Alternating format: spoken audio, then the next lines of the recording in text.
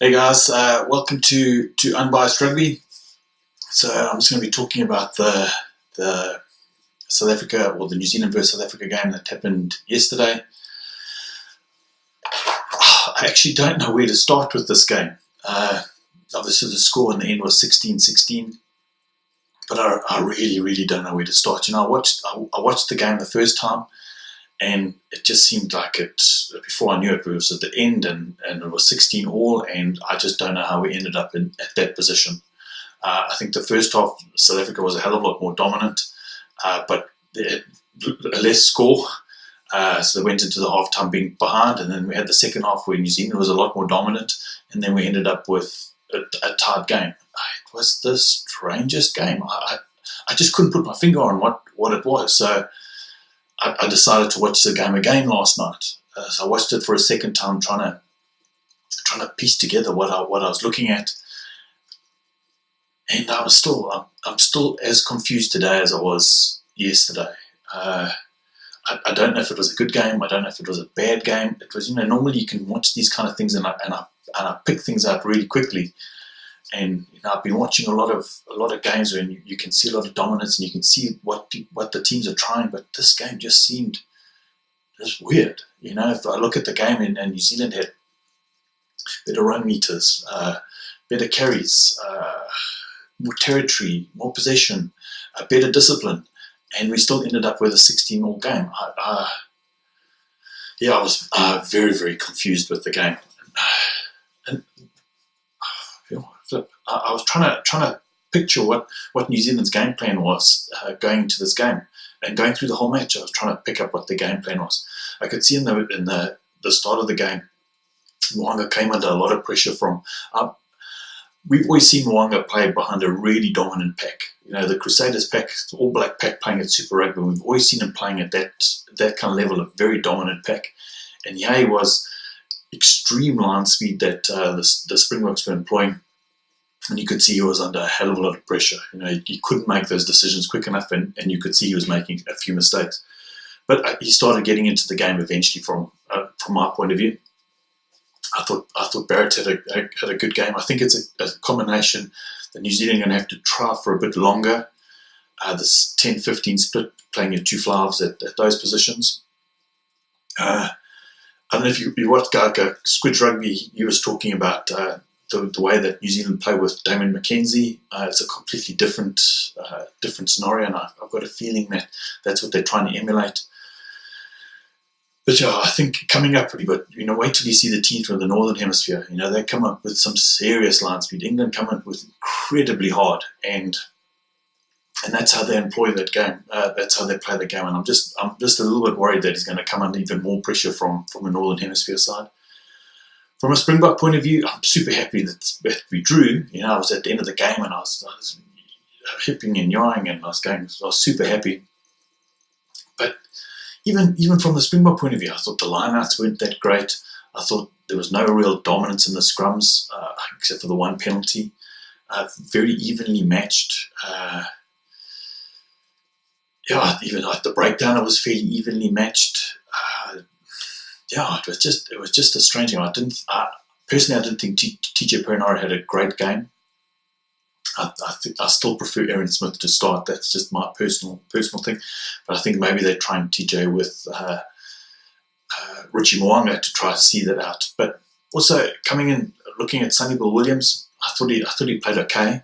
I just think maybe Lamape would have brought something a little bit different, going up, hitting that advantage line and just breaking through that defence maybe a little bit better. Maybe that would have been a bit of a better option instead of Sonny Bill Williams. I see that he's going to be playing two provincial games just to try to get his match fitness up and try to see the pictures. I thought Goodhue had played okay. I don't think he had a shocker of a game. Rico Ioane, on the other hand, I think I've never seen him play like that. It was so strange. How many knock-ons, and maybe that was the rush from Cheslin Colby coming up quite intense. Cheslin Colby had a great game. I thought he played really well, all over the place, real dynamite player. I must admit, he was tackled seriously by Brody Retallick when he went through that line out. and he just jumped back up and carried on playing. Sam Whitelock landed on top of him. So yeah, I think he's got. You can say whatever you want about small guys, but he's got the tools. From the outside backs for South Africa, I thought Makazole Mpimpi, he broke the line too many times. He came in at the try that Goodhue got eventually. You could see was a direct result of Makazole Mpimpi coming straight in and not marking his man, and then obviously they credit the space and a bit of a problem. Lukhanya Arm is still one of my favourite players. I think we've got to give the guy another chance at outside at 13. It's only his 6th test. It take a while for him to get into the swing of things. At least 10, maybe 15 tests, and then he'll be really going. And then we brought in Jesse Kriel, and I wasn't 100%. You can hear what I'm trying to say. It was a confusing game. Maybe I'd hyped it up too much to start off with. But yeah, I was very, very confused at the end. I don't know what New Zealand got out of that game at all. I know that they would say they were experimenting a few things, but I don't see them. I don't see what they gained from that game. From South Africa, I think they gained a lot more confidence that that we can compete against the top side in the world, and compete well enough. And I think we reached the end of the game, and we took our chances, and we scored when we took our chances. We got you should actually watch all the games. All the Southern Hemisphere teams this weekend only scored 1 try that whole game, the entire game. So very low scoring weekend. I think the 16-16 and 16-10. That's a seriously low weekend of scoring. But yeah, what did you guys think of that game? I've seen I've read a lot of comments, and people are saying, "Wow, it was a nice physical game. Defense was the most important thing in this game." But yeah, for me, I'm still left a little bit. I just don't know. I really, really don't know. From last week's performance to this week's performance, it's a strange thing. It was just really, really strange. But overall, I enjoyed the game. I did enjoy the game. I just didn't see where. What Hansen was trying, what combinations he was trying, why he was trying it. Maybe he's got some master plan involved. But yeah, that's not for me to really comment on. I'd really like to see the pundits this week and see what they say on the TV. Maybe somebody who's played the game a lot more and they played at that level, they can see some kind of method. But yeah, if you guys could put your comments down below what you thought of the game, that would be wonderful. I really, really want an open discussion about the game, about what you saw. Did you think it was good? Did you think it was bad?